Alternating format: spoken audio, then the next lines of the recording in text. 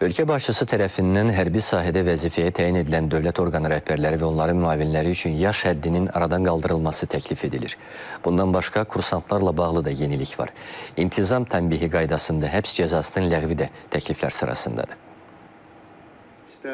Azərbaycanda bir sıra generallar üçün vəzifədə olmanın son yaş həddinin ləğvi təklif edilir. Bununla da hərbi xidmətdə olmağın son yaş həddi müəyyən edilməyən şəxslərin dairəsi genişləndiriləcək.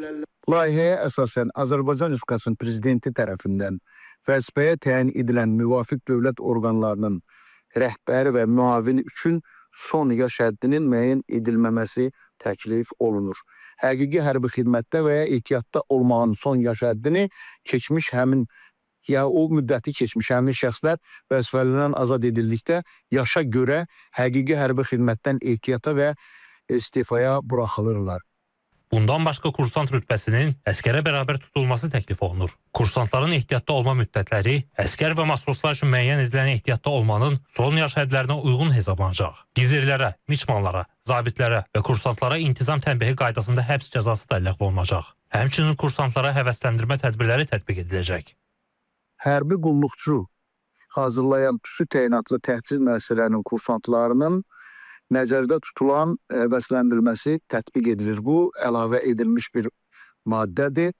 Sonra 25-1-ci maddədə hərbi qulluqçu hazırlayan xüsusi təyinatlı təhsil müəssisələrində bölük və tabur komandirləri kursantlara bu nizamnamənin 22-ci maddəsinin A və B bəndlərində nəzərdə tutulan həvəsləndirmələri tətbiq etmək hüququna malikdirlər. Kiçik zabit heyəti ilə bərabər kursantlar tutsaq daha yaxşı olar. Onlara əlavə motivasiya vermiş olar. Məsələn, polis akademiyasındadır. Akademiyanı bitirməyən bir çox yaxşı kursantlara kiçik leytenant rütbəsi verilir.